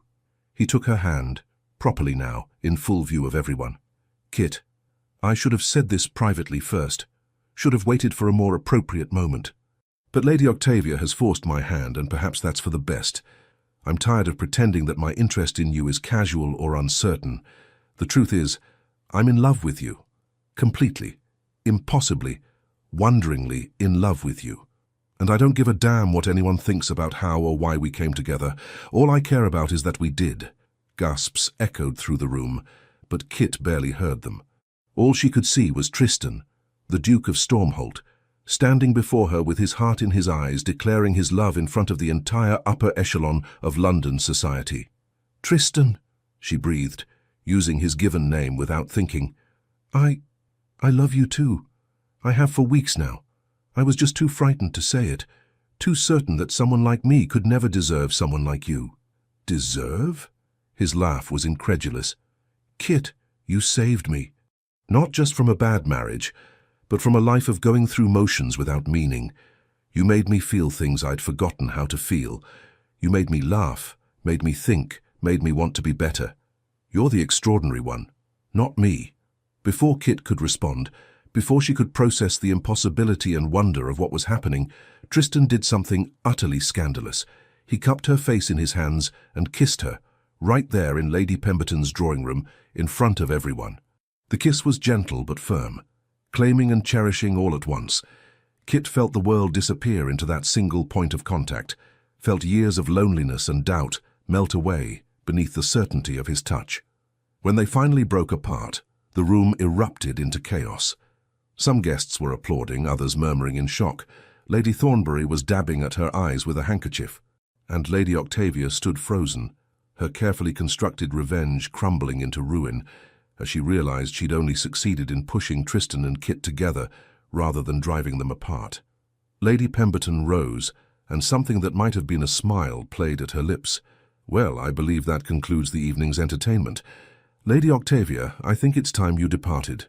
And your Grace, Lady Catherine, I suggest you remove to somewhere more private before you cause every maiden in London to swoon from the romance of it all." Tristan inclined his head to the Duchess, then turned to Kit. "Shall we?" Kit, her mind still spinning, could only nod. They made their way toward the door, every eye following them.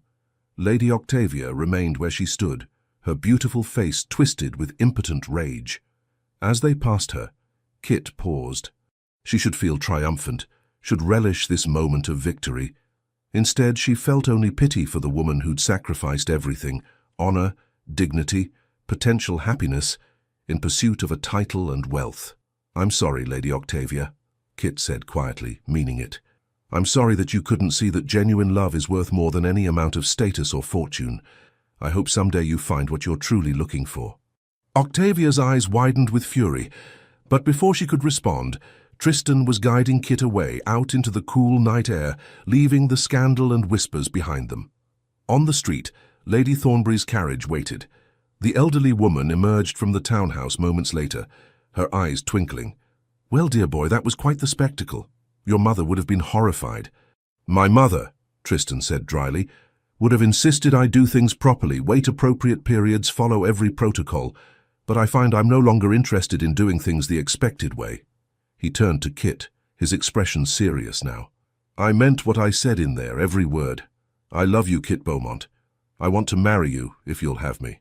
I want to spend the rest of my life with someone who tells me the truth, who sees me as I actually am, who makes me believe that honest connection is possible in this world of careful lies." Kit felt tears slide down her cheeks.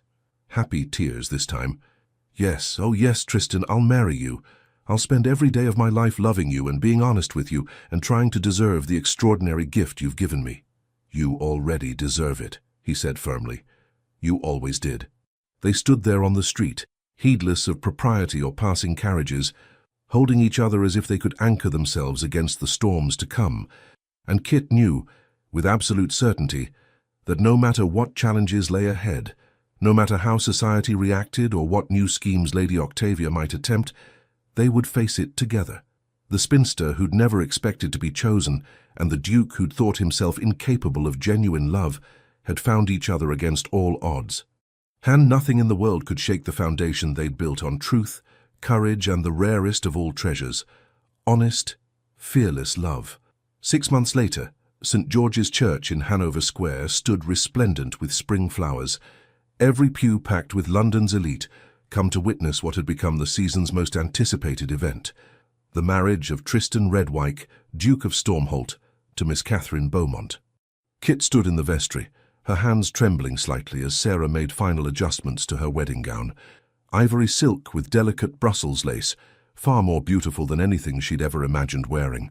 Through the door, she could hear the murmur of hundreds of voices, the shuffling of feet, the expectant hum of a crowd waiting for ceremony to begin. "You look like a princess, miss," Sarah said, her voice thick with emotion. "I never thought I'd see the day, but here we are. You're about to become a duchess." A duchess. The word still felt impossible, even after months of engagement, months of wedding preparations, months of slowly adjusting to the reality of her new life. Kit caught her reflection in the mirror and barely recognized the woman looking back, elegant, composed, radiating a confidence she'd never possessed before. The door opened and her father entered, his eyes suspiciously bright. "Catherine, my dear girl, you're—" He cleared his throat gruffly. "Your mother's weeping in the front pew, half of joy, half of disbelief that we've managed to marry you to a duke." Kit managed a shaky laugh. "I'm in a state of disbelief myself, father." "Don't be." He took her hands, his grip firm and warm. "You deserve this, Catherine. Every happiness, every blessing. You were brave when it mattered, honest when it cost you, and kind even to those who didn't deserve it. The Duke of Stormholt is a fortunate man to have won your heart." The music changed, the signal. Kit's pulse quickened as her father offered his arm. Ready? Was she? Ready to walk down that aisle, to pledge herself to Tristan before hundreds of witnesses, to step into a life so vastly different from anything she'd known? The old Kit, the one who'd hidden in shadows and expected nothing, would have been terrified. But she wasn't that Kit anymore. "Yes," she said firmly. "I'm ready." The church doors opened, and Kit stepped into a vision of light and beauty. Every head turned, hundreds of faces watching as she began her procession down the aisle. She saw Lady Pemberton dabbing her eyes, Lady Thornbury beaming with undisguised satisfaction, even the Prince of Wales himself in attendance, nodding approval as she passed. But Kit saw only one person, Tristan standing at the altar in his formal attire, his dark eyes fixed on her with an intensity that made her breath catch. As she drew closer, she saw his expression soften, saw love and wonder and absolute certainty written across his features. Her father placed her hand in Tristan's, and the world narrowed to just the two of them. The ceremony passed in a blur of ritual and response. Kit spoke her vows in a clear voice, meaning every word, her eyes never leaving Tristan's. When he slipped the ring onto her finger, an emerald surrounded by diamonds, the stone matching her eyes, she felt tears prick her eyelids. "I love you," he whispered, too quiet for anyone else to hear. "And I you," she whispered back. The vicar pronounced them married, and Tristan kissed her with such tender passion that the church erupted into applause. Kit clung to him, this man who'd seen her when she was invisible, who'd chosen her when she was overlooked, who'd taught her that extraordinary things could happen to ordinary women brave enough to speak truth. They processed back down the aisle as husband and wife, the Duke and Duchess of Stormholt, and Kit felt as if she were floating. Outside, a crowd had gathered to cheer, and servants threw rose petals that rained down like blessings. The wedding breakfast at Stormholt House was a magnificent affair. The Duke's London residence was a palace of marble and gilt, rooms filled with rare art and priceless furnishings. Kit had visited many times during their courtship, but today it struck her anew. This was her home now. She was the mistress of all this, the Duchess of Stormholt. The thought was overwhelming. Tristan must have sensed her momentary panic, because he leaned close during the first course and murmured, "You're not alone in this, Kit. We'll navigate everything together, I promise." She squeezed his hand beneath the table, grateful beyond words. The toasts began. The Duke of Rothermere spoke of Tristan's character and integrity, praised Kit's courage and honesty. Lady Thornbury gave a surprisingly emotional speech about how love could find even the most guarded hearts, if those hearts were brave enough to be vulnerable. Kit's father stumbled through a toast that ended with him openly weeping, much to her mother's mortification and Kit's tender amusement. And then, unexpectedly, Lady Pemberton rose. The Duchess commanded immediate silence, her presence alone ensuring every ear was attentive. "I've hosted society for 30 years, she began, her voice carrying easily across the room. "I've seen countless matches made, some wise, some foolish, most somewhere in between. But I've rarely witnessed a union that restored my faith in the possibility of genuine affection within our circles." She turned to look at Kit and Tristan. "What you two have built on honest foundation, on courage and authentic regard rather than convenience and calculation, that's what marriage should be. You've reminded us that true partnership is worth far more than strategic alliance.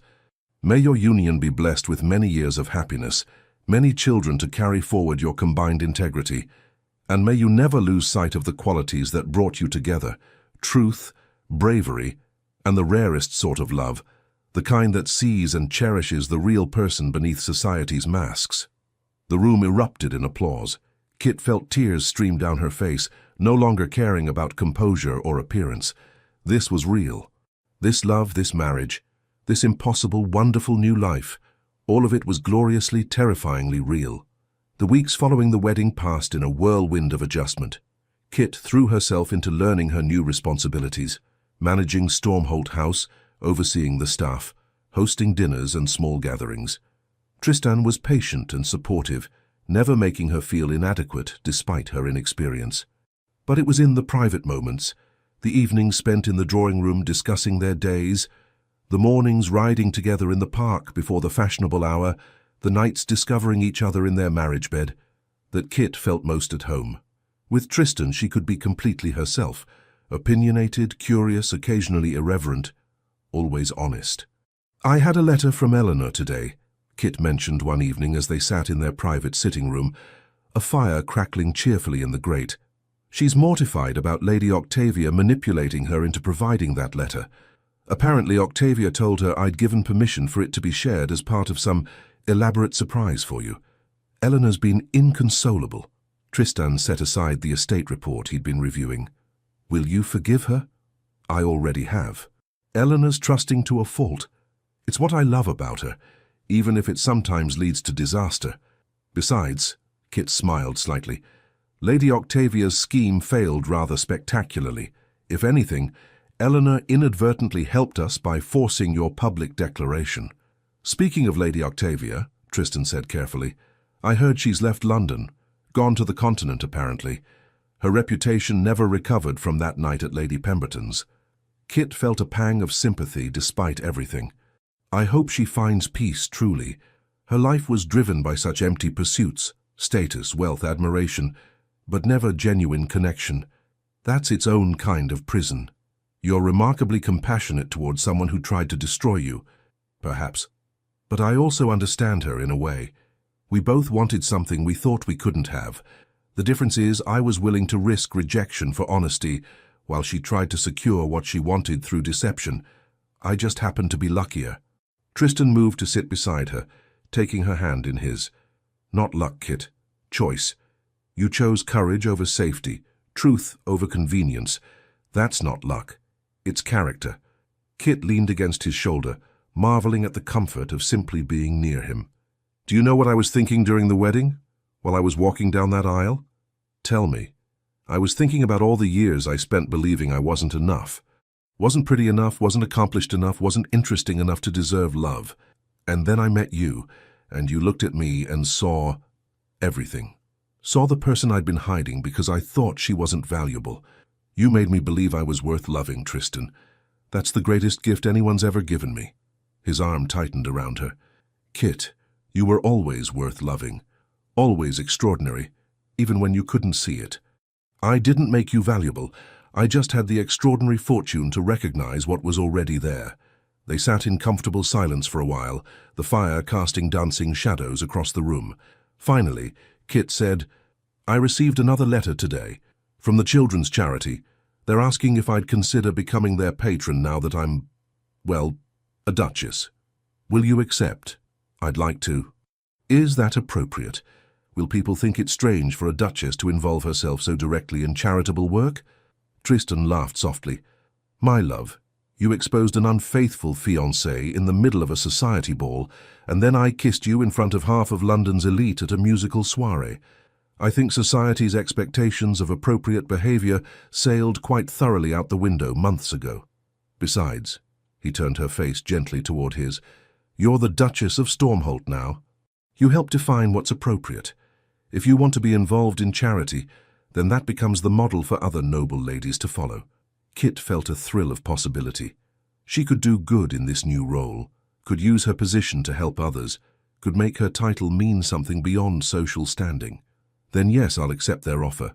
And Tristan, I've been thinking about other ways we might help. The working conditions in some of the factories, the lack of proper housing for laborers. Are you about to propose we become reformers, Your Grace? His tone was amused but interested. Would that be terrible? Not terrible at all. Challenging, certainly. We'll face opposition from those who profit from current conditions, but I've learned that doing what's right often means facing opposition. And having you beside me. He kissed her forehead gently. Having you beside me makes me brave enough to try. 6 months into their marriage, on a crisp November afternoon, Kit stood in the nursery at Stormholt Manor, their country estate, watching workmen install shelving and paint the walls a soft primrose yellow. Her hand rested unconsciously on her abdomen, where their child grew, still too small to show, but infinitely precious. She hadn't told Tristan yet. The physician had confirmed it only yesterday, and Kit wanted the moment to be perfect when she shared the news. A child, their child. The thought filled her with wonder and joy, and a touch of anxiety about what kind of mother she'd be. Admiring your handiwork? Tristan's voice came from the doorway. Kit turned, smiling at the sight of him, wind-blown from his morning ride, his expression softening as he looked at her. Imagining, actually, what it will be like when this room is filled with toys and laughter and chaos. He crossed to stand beside her, slipping an arm around her waist. Are you hinting at something, Duchess? Kit bit her lip, unable to contain her smile any longer. Tristan, we're going to have a baby. Come summer, you'll be a father. For a moment, he simply stared at her, processing the information. Then his face broke into the most beautiful smile she'd ever seen, pure joy, wonder, and overwhelming love all at once. He pulled her into his arms, holding her as if she were made of glass. A baby, he whispered against her hair. Kit, I don't have words. I'm so happy. So incredibly, impossibly happy. She laughed, tears streaming down her face. So am I. Terrified, but happy. We'll manage the terror together. He pulled back to look at her, his hands framing her face. You're going to be an extraordinary mother, kind, honest, brave, everything I'd want our child to learn. And they'll have you to teach them strength, integrity, and how to see past society's facades to the real person beneath. They stood there in the empty nursery, holding each other and imagining the future, a future they'd build together, based on the same foundation of truth and courage that had brought them together. The following summer arrived with unusual warmth, and Stormholt Manor's gardens blazed with roses and lavender. Kit's pregnancy had progressed beautifully, though the last months had been uncomfortable. But now, in the early hours of a June morning, as dawn light streamed through the windows of the ducal bedroom, Kit held their son for the first time. He was perfect. Dark hair like his father, but with Kit's hazel eyes and stubborn chin. Tiny fists waved in the air as he made small sounds of newborn confusion at finding himself suddenly in the world. "Edward," Tristan said softly, touching one miniature hand with reverent gentleness. "Edward Tristan Redwyke, future Duke of Stormholt, though we'll call him Ned, I think, so he can be a child before he has to be a duke." "Ned," Kit repeated, her voice hoarse from labor, but filled with love. "Hello, little Ned. Welcome to the world." The baby's eyes, unfocused but already alert, seemed to find her face. Kit felt her heart expand with a love so fierce and protective it took her breath away. This was her son, hers and Tristan's, the physical proof of their impossible love story. Lady Thornbury bustled in, followed by Kit's mother, both women eager to meet the newest member of the family. As they cooed over baby Ned, as Tristan's hand remained entwined with Kit's, as the morning sun painted everything golden, Kit found herself reflecting on the incredible journey that had brought her here. A year and a half ago, she'd been the invisible spinster, standing in the shadows of a ballroom, expecting nothing, hoping for nothing beyond surviving another failed season. The idea that she'd end up married to a duke, deeply loved, holding their son, it would have seemed like the most impossible fantasy. But she'd taken a chance. She'd spoken truth when silence would have been safer. She'd been brave when wisdom suggested caution. And somehow, impossibly, that courage had led her here, to this perfect moment, this perfect family, this perfect love. "What are you thinking about?" Tristan asked softly, noticing her thoughtful expression. Kit looked up at her husband, the man who'd seen her when she was invisible, chosen her when she was overlooked, loved her when she was certain she was unlovable. "I'm thinking about how grateful I am that I didn't stay silent that night. How grateful I am that I had the courage to whisper the truth, even knowing it might cost me everything. As am I." He leaned down to kiss her forehead, careful not to disturb the baby sleeping peacefully in her arms. "Your courage changed everything, Kit. For both of us." "No," Kit said gently. "Truth changed everything. Courage was just how I delivered it." Years later. The gardens of Stormholt Manor were filled with laughter on a golden August afternoon. Ned, now 5 years old, chased his younger sisters. Catherine, called Kate and Eleanor, through the roses while their parents watched from beneath a spreading oak tree. Kit sat on a blanket, her hand resting comfortably in Tristan's, watching their children play. They'd been married for 6 years now, and life had settled into a rhythm of comfortable joy. The Ton had long since accepted Kit as one of their own. Her charity work had made her genuinely popular, her honesty refreshing in a world of careful pretense. "Do you know what I realized today?" Kit said thoughtfully. "It's been 6 years since the Ashworth Ball. 6 years since I did the most impulsive, terrifying thing I'd ever done, and changed both our lives forever." Tristan smiled, watching Ned attempt to teach Kate how to properly examine a flower. "Have you ever regretted it, even for a moment?" "Never. Not once." Kit leaned against his shoulder, utterly content. "Even when things were difficult. Even when Lady Octavia tried to destroy me. Even when I was terrified I was making the biggest mistake of my life. I never regretted choosing truth, because truth led me to you, and I to you." He kissed the top of her head, a gesture of casual affection that still made her heart flutter. "I love you, Kit Redwyke, more today than yesterday, though I'd have sworn that impossible. And I love you, always and forever, Your Grace." Ned came running over, his face flushed with exercise and joy. "Mama, Papa, come see the butterfly Kate and I found. It's enormous and blue, and Eleanor says it's a fairy, but I told her that's silly. Fairies aren't real, but come look anyway." Kit allowed herself to be pulled to her feet, Tristan rising beside her. Together they followed their children deeper into the garden, their hands still linked, their family complete and happy and utterly real. And as Kit watched her son point excitedly at the butterfly, heard her daughter's delighted squeals, felt Tristan's solid presence beside her, she thought about all the women who stayed silent, all the people who let injustice pass unchallenged, because speaking up seemed too dangerous, too costly, too unlikely to matter. She hoped somehow that her story might encourage them, that they might know that courage, real courage, the kind that trembled and doubted but acted anyway, could change everything. That truth, however difficult to speak, was always worth the risk. That love, genuine and honest love, was possible even in the most unlikely circumstances.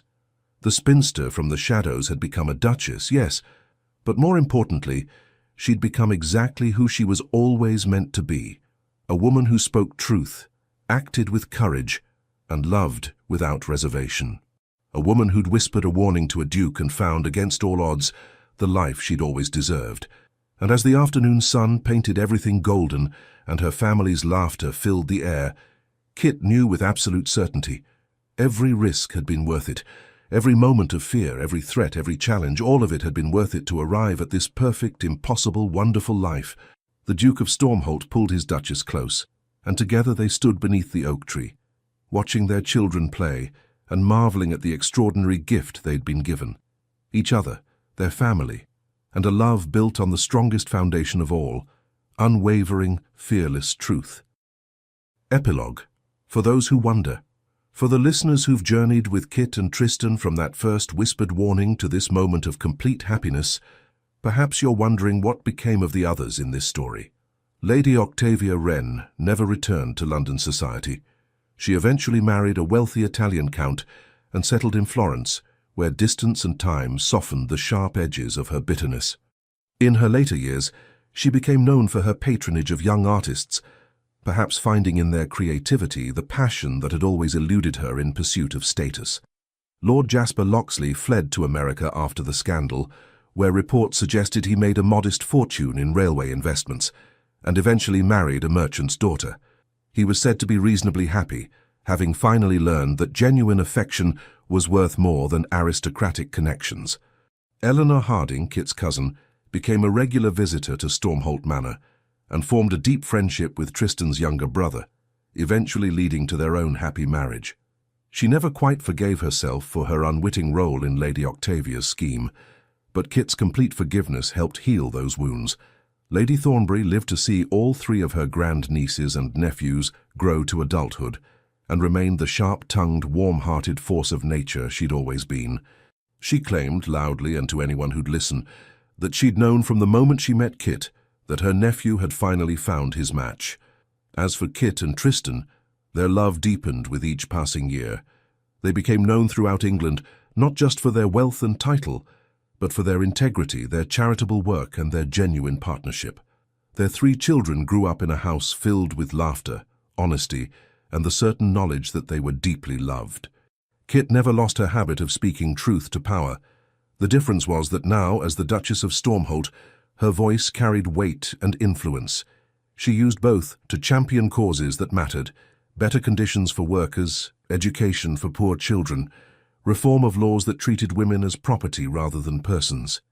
And Tristan, who'd once thought himself incapable of genuine connection, learned that love required not just finding the right person, but being brave enough to be fully known. In Kit, he'd found both, the right person and the courage to be completely himself.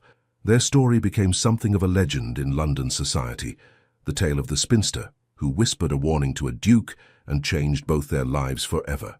It was told at dinner parties and in drawing rooms, embellished and romanticized with each retelling. But those who truly knew Kit and Tristan understood that the real story was simpler and more powerful than any gossip could capture. Two lonely people had the courage to be honest with each other, and that courage, that honesty, that willingness to be vulnerable and real, those were the ingredients of a love story that lasted a lifetime. For those listeners facing their own moments of doubt, their own choices between safety and truth, between silence and courage, may Kit's story remind you that speaking the truth, however difficult, however costly, can change everything. That love worth having is built on genuine foundation. That being seen for who you really are is worth any risk. And that sometimes, just sometimes, the courage to whisper a truth in the darkness can lead to a lifetime of light. May you find your own courage when it matters most. May you speak your truth when silence seems safer. And may you discover, as Kit did, that the life you build on honesty and bravery is worth every moment of fear it takes to get there. The Duke and Duchess of Stormholt lived long, happy lives, surrounded by children and grandchildren, and the certain knowledge that they'd found something rare and precious. A love story built to last, founded on the strongest things in the world: truth, courage, and the willingness to truly see and be seen. And that, dear listeners, is a happiness worth wishing for everyone. The end. Thank you so much for joining us on this emotional journey through betrayal, bravery, and a love that defied every expectation. We hope this story touched your heart as deeply as it touched ours. If you enjoyed it, please like, comment, and share this video. And don't forget to subscribe to our channel. Your support from the bottom of our hearts helps us stay inspired to keep bringing you more unforgettable stories of love, redemption, and unexpected twists. At the end of this video, you'll see a new story suggestion. Click to discover another emotional tale that will surprise you just as much as this one. Thank you for being here, the Legends of the Fall team.